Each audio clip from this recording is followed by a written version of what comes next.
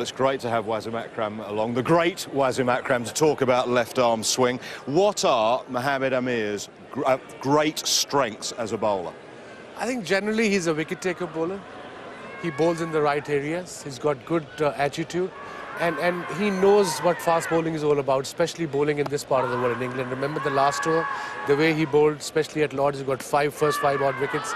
And his length has been perfect, especially on pitches like England, where it seams around and where it moves around. And that's where I think he has been consistent. And he's nippy, 140 plus, and that matters when you have control and when you can bowl 140.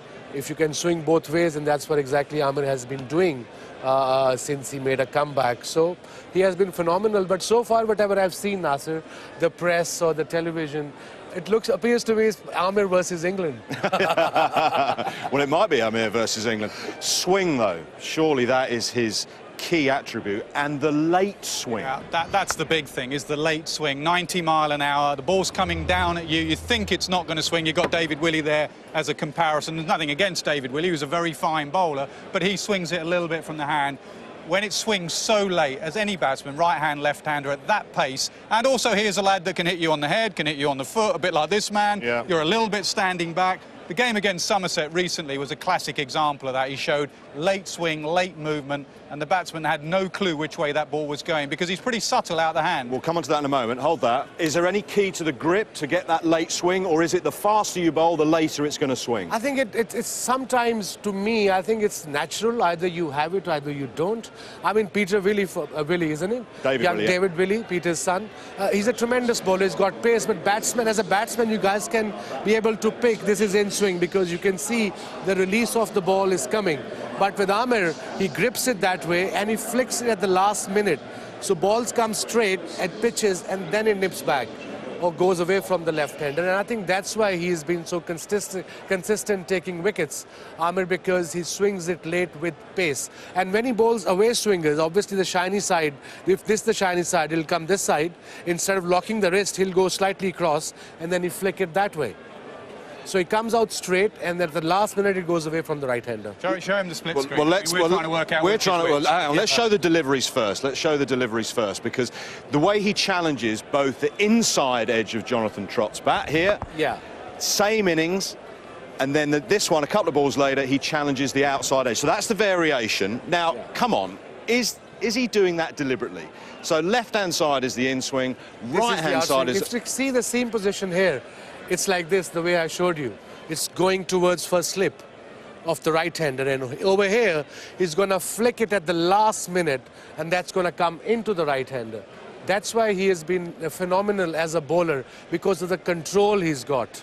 So the seam upright there. Yeah. And so Jimmy Anderson will have like a wobble ball. Wobbled a bit and then went across. Just show us that grip again, and what would the feel be off the fingers? Feel just here, and you go slightly wide, and just come here and flick it here. But arm has to be straight, high arm, and it has to flick just here, little flick. Practice is practice. I learned that while in nets, while playing county cricket for Lancashire. I learned everything. My natural swing was the in-swing. And then as a bowler, I realized that every batsman is sort of, gearing up for me, that I'll just bowling big in-swingers. Then I learned in nets, slowly. When you start off something new in fast bowling, your pace decreases because your wrist muscles are not used to that grip. But after about 3-4 months, if you bowl consistently, the pace will come back as well with this away swinger as well. Well, he's got the variation in his fingers and his wrist. What about his variation at the crease? This one to Andrew Strauss coming in, and then this one to Alistair Cook. And if we... It's usually... pause it there. Any place... Anywhere in the world would you like to use your crease, this would be the country, England, because of the seaming conditions. So he goes wide of the crease on this side, and obviously batsmen expect it to come in, and this one came in.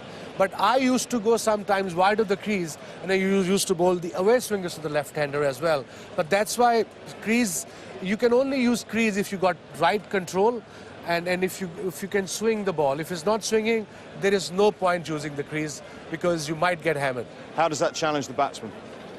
Well, just the game of cricket is about angles. You don't line him up as well. There's a slope here as well. He's moving it both ways. He's at pace. It's completely challenging you all the time. But the key for England is to realise that this lad has only played 8 first-class games in 6 years. He's not bowled more than 15 overs in an innings since November. So if they can see off his new ball burst, the outfield is heavy. His legs will be heavy coming back for that second, third, fourth spell, waking up tomorrow, the day after. Keep him in the field. He won't be the bowler in his third spell that he will in his first. What about the other variation, which is, we roll that on, when, like you used to do, round the wicket and then going across and away? Yeah, but there's a reason behind it, because as a batsman, you probably would play against me quite a bit of cricket.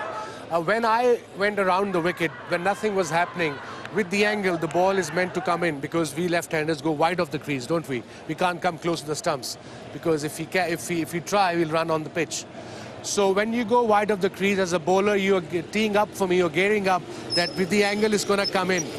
But that's where you go, just flick it a little bit, it's going to release your hand, it's going to come in with the angle, it's going to pitch, and then it's going to go across a little bit, and that's where you get the edge. Makes it sound so simple. Hey, take the ball away from it. Good to see an old friend back, this Duke ball. Eh? It's great to see you. Waz is going to be on our verdict this evening for our highlight show. Divides opinion, David, as you mentioned, but he can bowl.